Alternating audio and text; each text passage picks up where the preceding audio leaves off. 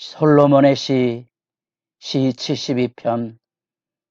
하나님이여 주의 판단력을 왕에게 주시고 주의 공의를 왕의 아들에게 주소서. 그가 주의 백성을 공의로 재판하며 주의 가난한 자를 정의로 재판하르니. 새벽을 깨우는 거룩한 기도자 여러분, 생명의 말씀 앞에 매일의 일상의 거룩함과 주의 은총의 부유함이 늘 풍성하기를 소망합니다. 오늘 우리가 읽어갈 말씀은 열왕기상 7장 1절에서 12절까지의 말씀으로서 성전 건축에 대한 5장부터 8장까지 내용 가운데 성전 건축이 6장, 7장에 이루어지는 그 중간에 솔로몬의 왕궁을 건축하는 장면이 나옵니다. 이것은 인터넷 자료에서 따온 하나의 상상도입니다.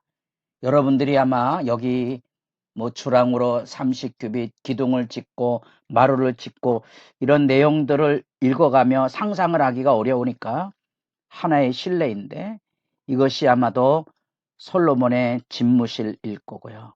이게 솔로몬의 궁전이고, 이제 아픈 구석 중에 하나, 바로의 딸 처첩으로 거느리는 솔로몬의 여인들의 비극을 살펴볼 수 있는 부분입니다. 이렇게 이제 솔로몬의 성전이 있는 자리, 모형도가 다양한 상상을 하게 되죠. 중요한 것은 우리가 가지고 있는 하나님의 말씀에 지금 6장의 성전 건축이 시작되는 장면을 서술한 다음에 7장 1절로부터 13절, 12절까지 우리가 왕궁을 건축하는 장면이 나오고, 성전의 기물을 짓는 건축의 재료들이 완성이 되는 장면 앞에 요 왕궁 건축이 끼어 있다는 겁니다. 왕궁의 이름도 레바논 숲궁이라 그렇게 표현이 됐습니다. 이게 아마 레바논의 백항목으로 지었던 저 북방에 나타난 영향력에 대한 반증이겠지요. 솔로몬의 성전과 왕궁이 아무리 커도 저 북방에 있는 제국, 특별히 바벨론이라든지 아수르라든지 이런 제국의 신전이나 왕궁에 비하면 초라하기 그지할 데 없는 거죠. 우리가 경복궁의 아름다움을 가지고 있지만 중국에 다녀오신 분들의 그 천안문 광장 앞에 서면 압도라는 개념을 느끼게 된다는 것과 마찬가지죠. 그러나 어쨌든 레바논 숲궁이로 이름 붙여진 이 왕궁을 건설하는데, 성전을 짓는데 7년 6개월이 걸렸는데 2배 이상 정도 되는 13년 동안 걸렸고, 실제 성전의 크기보다도 서너 배 큰 왕궁을 건설하는 모습은 왠지 뭔가 이가 맞지 않는다는 느낌을 우리가 가지게 될 겁니다. 우리가 성경에서 역사서를 지켜보는 것은 그것에게서 무슨 옳다 그르다 하는 그런 개념들보다 이것이 나중에 어떤 결과로 흘러가는가에 대한 역사의 교훈을 찾는 데 있습니다. 오늘 우리가 하나님의 말씀을 보면서 하나님의 성령이 오늘 우리 시대에 깨우치는 그 이야기, 이 성전을 지으며 우리가 학개서 같은 것을 보면 성전을 재건하는 데 힘들다고 말하다가 성전 건축을 중단하고 자기 집들은 잘 져서 그냥 벽을 쌓는 게 아니고 판벽을 해서 정성을 들여 집을 짓고는 모습은 뭔가 이가 맞고 있지 않는가. 우리가 오늘날 세대 안에도 내 집은 멋있게 지으면서 교회가 너무 초라하게 있다면 뭔가 이가 맞지 않는 건 아닌가, 그런 생각을 해볼 필요가 있습니다. 거기에 결정타 바로의 딸을 위한 왕비의 이 왕궁을 건설하는 거지요.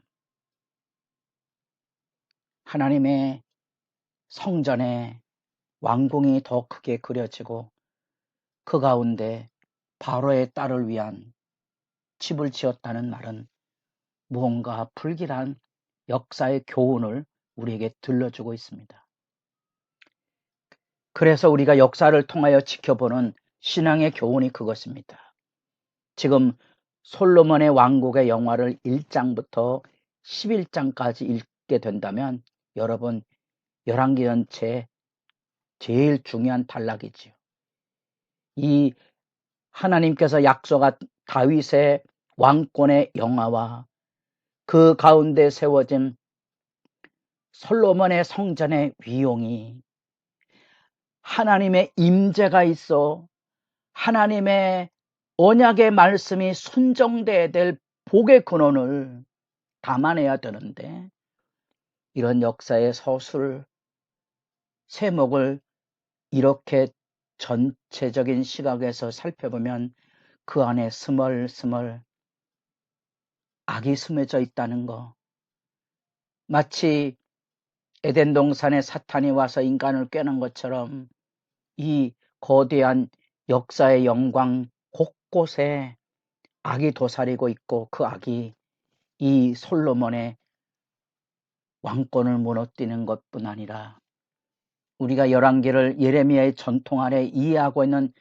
유대인의 시각을 마음에 둔다면 결국 이 성전은 무너지게 되는 거지요. 예레미야의 눈물이죠. 왜 그 거대하고 영화로운 하나님의 임재를 표상하는 성전이 무너져야만 됐던가 하는 그것에는 이 솔로몬의 건축 사건이 들려주고 있는 생명의 말씀이 건축의 역사에 대한 증거를 이루는 그 중간에 여러분들이 열왕기상 6장 11절에서 13절까지 여러분의 성경으로 보십시오. 성전을 건축하는 이야기가 1절로부터 10절까지 나오고요. 14절부터 내부 장식이 나오는데 그 한가운데 정으로 박아놓은 것처럼 이 성전의 건축은 네가 만일 내 법도를 따르며 율례를 행하며 내 모든 계명을 지켜 그대로 행하면 성전을 짓는 목적이 여기 분명히 있습니다. 하나님의 말씀을 지켜 행하는 겁니다. 그래야 하나님의 영광이 이곳에 있습니다. 건물을 지어놓고 거기 하나님 계신 것이 아니고 그 하나님의 말씀을 지켜 행해야만 그 건물이 하나님의 영광을 보증한다는 것입니다.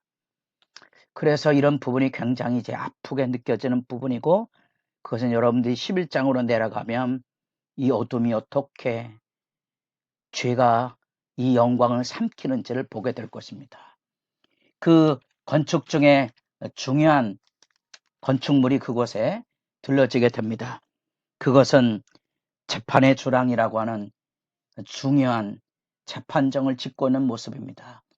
7절에 심판하기 위하여 보좌의 주랑 곧 재판하는 주랑을 짓고 온 마루를 백향목으로 덮었고 그것이 10장에 내려가 보면 장엄하게 상하 보좌로 꾸며졌는데 그 재판에 왕권이 강화되는 중요한 것 중에 하나가 공의의 실천이고 언약의 말씀이 시행되는 겁니다. 그래서 여기 솔로몬의 왕국에 주목하는 부분이 재판의 주랑입니다.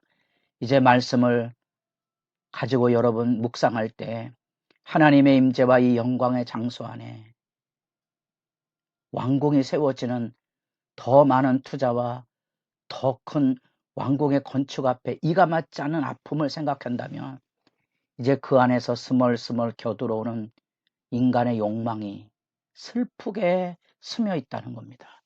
그래서 우리가 역사 앞에서는 두려움을 잊지 말아야 하고 아무리 선한 의도를 가지고 주님의 한 때라도 역사의 책임 앞에는 언제나 이런 경건한 두려움이 우리에게 요구되고 있다는 겁니다. 그것이 우리를 위축하게 하거나 우리로 주저하게 하는 것이 아니라 우리가 하나님의 말씀 앞에 어떻게 겸비히 서서 하나님의 역사를 이루어 갈 것인지를 고민하고 아파할 줄 알아야 된다는 거죠.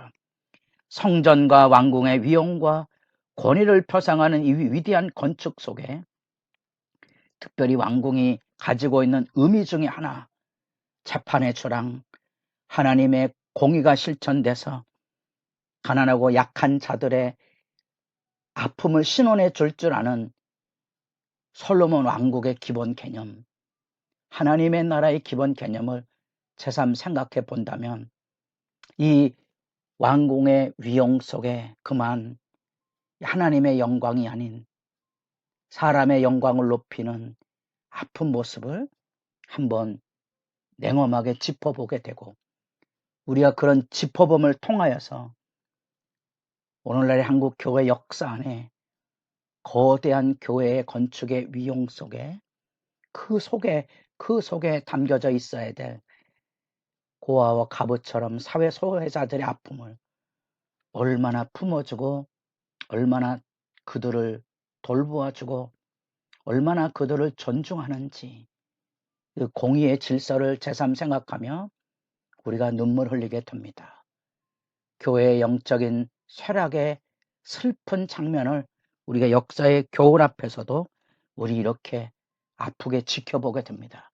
바라기는 말씀의 기도가 여러분들의 마음과 생각을 움직여서 우리가 비록 선한 의도를 가지고 하나님의 열심 앞에 선다고 말하지만 언제나 경건한 두려움의 겸비함이 요구되고 있음을 기억하시고 여러분의 기도가 진지해질 수 있기를 바랍니다.